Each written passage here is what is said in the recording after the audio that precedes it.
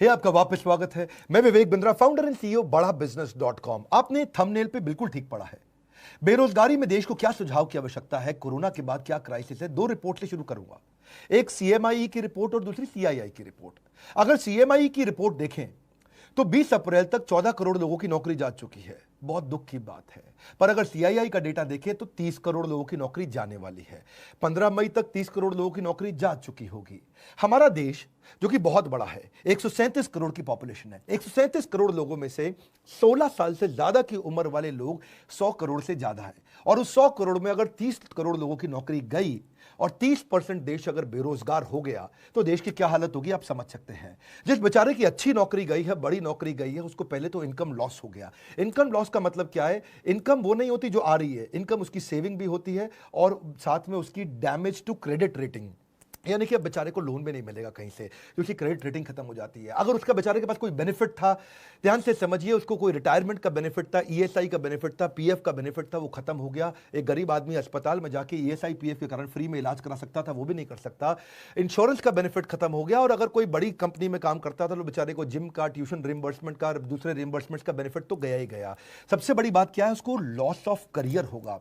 जो white collar job होती है, पढ़े लिखे लोगों की जॉब होती है, अगर उनके रेज्यूमे के अंदर जो सीवी होता है उसमें अगर गैप आ जाए तो बेचारे को अगली जॉब में कन्विंस करने में बहुत दिक्कत आती है। हम भी महसूस करते हैं। कोई 2 साल घर पे खाली बैठा है और रेज्यूमे में दिखाता है मैं 2 साल से खाली बैठा हूं, तो लोग एक्सप्लॉइट करते हैं उसको। अगली जॉब बेचारे को कम तनख्वाह पे ज्वाइन करनी पड़ती है उसको, या फिर इंडस्ट्री पूरी तरह चेंज करनी पड़ जाती है। भाई पैसा चाहिए, कहीं भी नौकरी दे दो मुझको। अब उसके जो गैप है रेज्यूमे के कारण पूरा करियर मोमेंटम बर्बाद कर देता है। सबसे बड़ी बात क्या है? उसका फिजिकल और इमोशनल हेल्थ खत्म हो जाता है। आपको समझना पड़ेगा वो होपलेसनेस, वो जो डिप्रेशन, वो जो वरी, एंग्जाइटी और फैमिली रिलेशनशिप का जो असर है बहुत बड़ा है।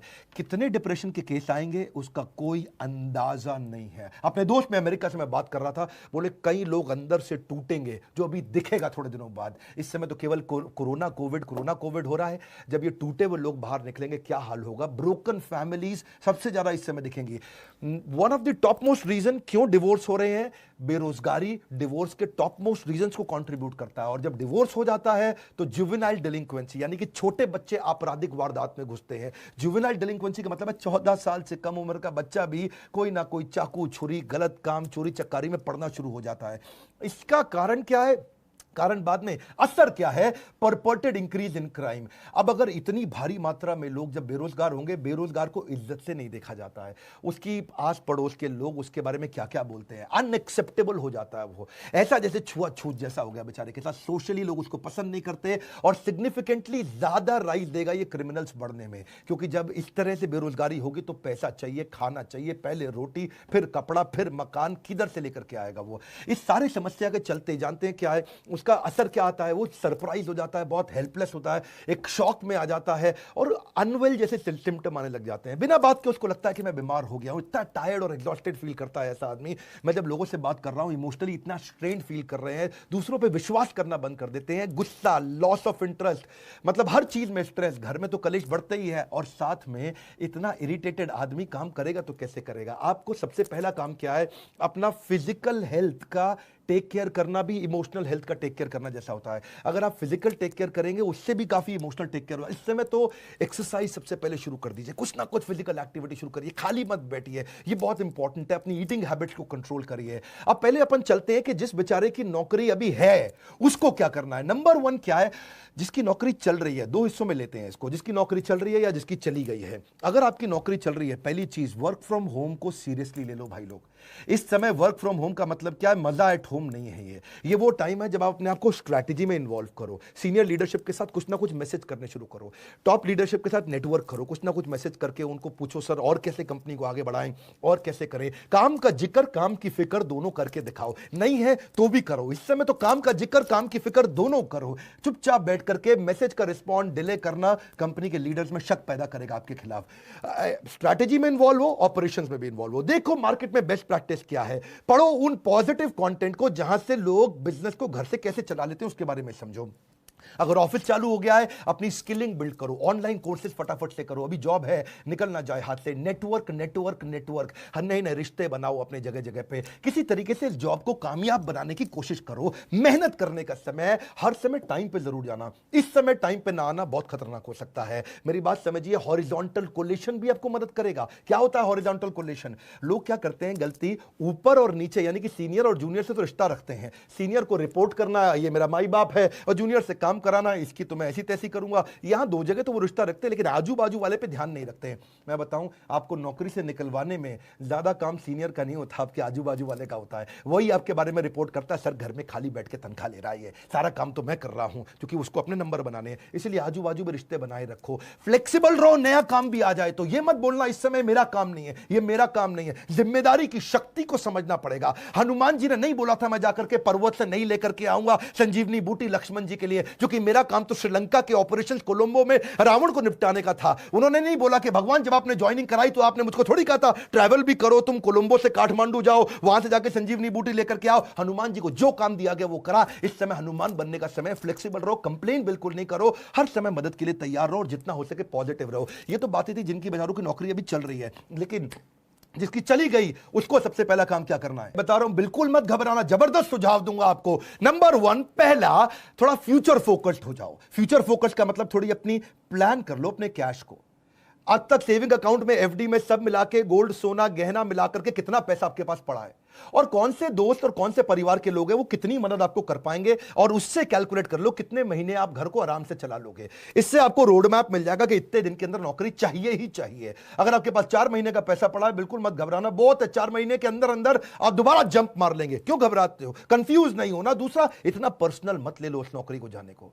एक आंसू नहीं बहाना अगर नौकरी गई, पर्सनल मत लो। आने वाले समय के अंदर जब वापस सारा लॉकडाउन खत्म होते ही थर बिजनेस चालू होंगे, लोगों को फिर जरूरत पड़ेगी अच्छे एम्प्लॉइज की, फिर मौका मिलेगा। Number 3, prioritise self care. क्यों बोल रहा हूं अपना ध्यान क्यों रखो आप? क्योंकि आप इस जहाज के कप्तान हो, आप हवाई जहाज के पायलट, समुद्री जहाज के कप्तान। अगर कप्तान को कुछ हुआ या पायलट को कुछ हुआ तो पूरा जहाज खराब होगा। परिवार के लिए सबसे पहले खुद का ध्यान रख लो, अपने आप को उठा लो इस समय। Number 4, surround yourself with positive people. अगर पॉजिटिव अंदर जाएगा तो पॉजिटिव बाहर आएगा, नेगेटिव अंदर जाएगा तो नेगेटिव बाहर आएगा। Good in good out, negative in negative out, positive in positive out, garbage in garbage out. कुछ भी अंदर गंदगी नहीं जाने देना इस समय। केवल positive video, positive audio, positive दोस्त, पावरफुल उन किताबों को, उन वीडियोस को देखो जो आपकी जिंदगी में आपको आगे बढ़ाएंगे। कोई क्राइम पेट्रोल नहीं देखना इस समय बैठ करके आपको। अगला क्या? Tap your old network. जितने पुराने दोस्त थे सबको अपना रिज्यूमे भेजना शुरू कर दो। दोस्त मेरी मदद कर यार, भाई बता यार, जितने आपके लिंक्डइन के प्रोफाइल थे, जो आपके सोशल कनेक्शन थे, जिसको जानते हो सबको रिज्यूमे भेजो। बताओ यार नई अपॉर्चुनिटी ढूंढ रहा हूं, बड़ी जंप लूंगा, बहुत मेहनती आदमी हूं, किसी चक्कर में कंपनी की गलती से मेरी नौकरी गई। अगला क्या है?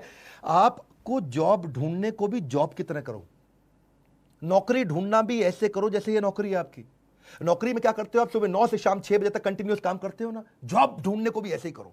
सुबह 9 से शाम 6 बजे तक लगातार जॉब ढूंढूंगा, 9 घंटे जॉब ढूंढना ही मेरी जॉब है। अरे मिलेगी कैसे नहीं मिलेगी ना आपको, बहुत बड़ा देश है, 125 करोड़ लोगों का देश है, कैसे जॉब नहीं मिलेगी आपको? जॉब को भी ढूंढने को जॉब की तरह करो। सुबह 9 बजे बैठ जाओ, naukri.com खोल के, दोस्तों को खोल के, रिश्तेदारियों को खोल के, हर एक को बताओ, हर एक से बात करो, और सुबह 9 से 6 तक जब आप लगातार 1 महीना करेंगे, एक नहीं 10 नौकरी की अपॉर्चुनिटी मिलेगी। अपने आप से कभी भी गलत क्वेश्चन मत पूछना कि हाय मेरे साथ ही ऐसा क्यों होता है।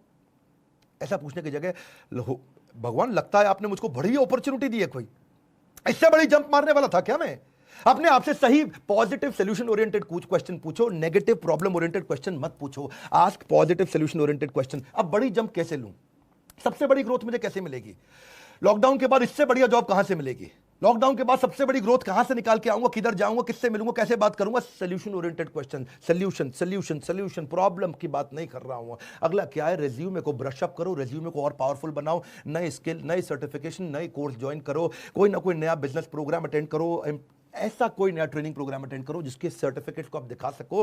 रिज्यूमे को सॉलिड बनाओ, लोगों से, दोस्तों से मदद लो, जिसकी इंग्लिश अच्छी है, जिसका बिजनेस सेंस अच्छा है, उसको बोलो आपको रिज्यूमे बनाने में मदद करेगा। और सबसे इंपॉर्टेंट पॉइंट बता रहा हूं, पिछली कंपनी से लड़के मत निकलना, बता रहा हूं आपको मैं, मेरी बात मान जाओ। आपको प्रैक्टिकल सुझाव दे रहा हूं, डोंट बर्न योर ब्रिजेस।